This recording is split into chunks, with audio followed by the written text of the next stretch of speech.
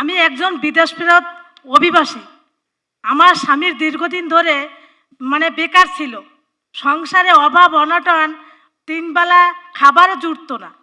2 সন্তানের পড়ালেখা এবং সংসারের খরচ জোগাড় করতে খুব কষ্ট হতো। সুদে ধার দেনায় কোনো রকম সংসার টিকেছিল। কি করব, কোথায় যাব, একটা চিন্তায় সবসময় কাজ করত। পরবর্তীতে স্থায়ী এক দালালকে ধার করে ৬০,০০০ টাকা দিয়ে আমি ২০২৩ সালে সৌদি আরব যাই। সেখানে যাওয়ার পর আরও নির্মম পরিস্থিতি। আমাকে ঠিক মতন খাবার দিত না, নষ্ট ভাত দিত। মালিক ঠিক মতন বেতন দিত না। বেতন চাইলে সে আমাকে মারধর করত। সে আমাকে খেতে দিত না। শারীরিক মানসিক নির্যাতন আমার উপর করত। নির্যাতনের কারণে আমি ভীষণ অসুস্থ হয়ে পড়ি। পরবর্তীতে অনেক কষ্ট করে বিদেশ থেকে বাংলাদেশে ফিরে আসি।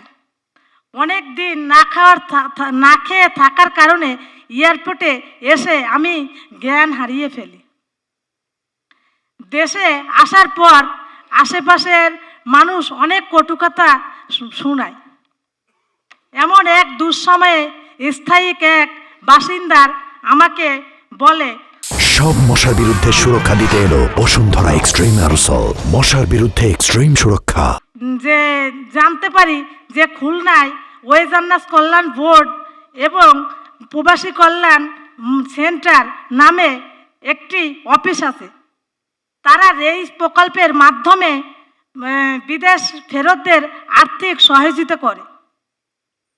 এ খবর জানার পর আমি পাসপোর্ট সহ অন্যান্য কাগজপাতি নিয়ে প্রবাসী কল্যাণ সেন্টারে যাই। সেখানে যাওয়ার পর কাগজপত্র চেক করে আমাকে নিবন্ধন করে। তারা আমাকে সাথে অনেক সময় কথা বলে। আমি তাদের কাছে আগ্রহে কথা খুলে বলি। তারা আমাকে ভালো কিছু পরামর্শ দেয়, যা আমার খুব কাজে লাগে। যে সময়ে সেন্টারে সহযোগিতা বিসিকে অফিসে হতে আমি উদ্যোক্তা উন্নয়ন 5 দিনের প্রশিক্ষণ পাই। আমি বিদেশ হতে 3 মাসের ভিতর দেশে ফিরে আসার সেন্টারে ও সহযোগিতা ওয়েজান্নাস কল্যাণ বোর্ডেতে বিমার 50,000 টাকা পাই।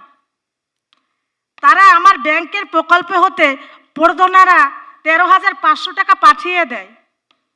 এই সামান্য টাকা আমার কাছে ছিল 1 কোটি টাকার সমান।